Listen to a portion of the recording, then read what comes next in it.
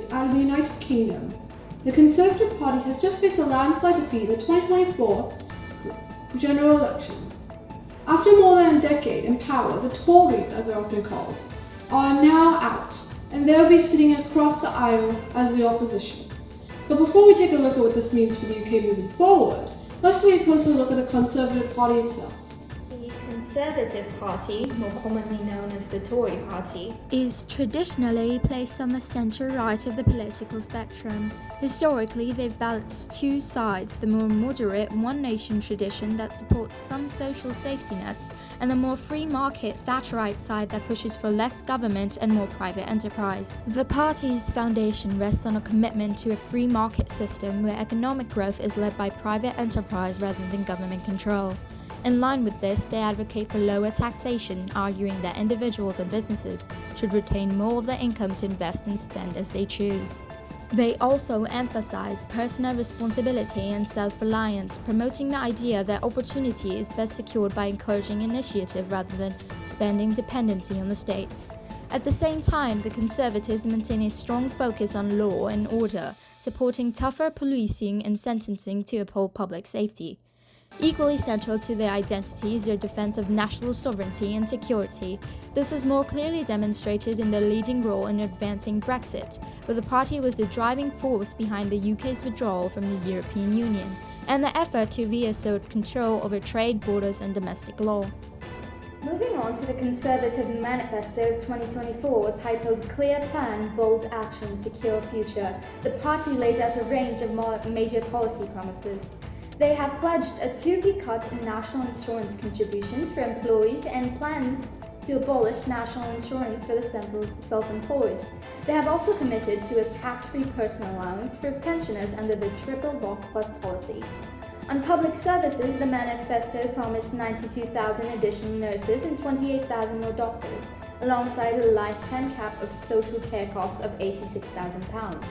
The party pledged to build 1.6 million new homes and abolish stamp duty for first-time buyers on homes up to £425,000. On immigration and security, the Conservatives emphasise a legal cap on migration, stricter border controls and increasing defence spending to 2.5% of GDP by 2030. They reaffirmed the UK's net zero emissions target by 2050, focusing on balancing climate goals with energy security and affordability. In education, they proposed the Advanced British Standard for 16 to 18-year-olds, combining academic and technological learning, and pledged 100,000 additional apprenticeships by the end of the next Parliament. On public safety, the party committed to hiring 8,000 new police officers and expanding the use of facial recognition technology to enhance law enforcement.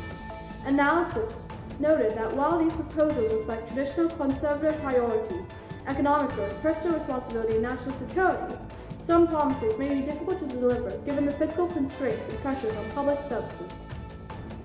Now that we've gone through the Conservatives' policies and manifesto promises, let's take a look at the people leading the party as it moves into opposition. At the top is Kemi Badenoch, who became the leader of the Conservative Party following the 2024 election. She also serves as leader of the opposition in Parliament and represents North West Essex. Her role is to steer the party, shape its strategy and hold the new government accountable. Supporting her is Mel Stride, who's the Shadow Chancellor of the Eske Chair, focusing on economic and fiscal issues. Priti Patel takes on Shadow Foreign Secretary handling international affairs, while Chris Phillip is the Shadow Home Secretary, responsible for policing, immigration and domestic security. Together, this team forms a shadow cabinet working to coordinate policies, present alternatives to the government and rebuild the party's public image ahead of future elections. I heard the only age group they had an advantage over compared to the Labour Party was those aged 65 and older. Let's cut to what the Britons believe. Hello there. Hello. What do you think led to the Conservative Party's lack of voters in this recent election? I just think that they had a lot of bloody scandals under Boris Johnson and that really led them to lose our trust. Could you explain a bit more? Yeah, so basically they had repeated sleaze accusations during the Partygate scandal, and they had illegal gatherings in Downing Street during the COVID-19 lockdown, where a lot of people were forced to make personal sacrifices to follow strict rules. They were very dishonest with Parliament and claimed that they did not break any lockdown rules, and that really led us to lose our trust on them. So, what else do you think led to the Conservative Party's decline in public support? I think a lot of strict immigration policies and a lack of priority for climate change.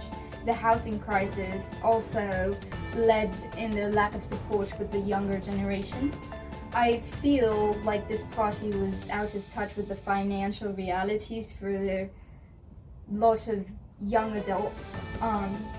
Hence, the election results were the way they were, and we only had 121 seats in the House of Commons. Thank you for your input about the British Conservative Party and the realities of the younger generation. Have a good afternoon.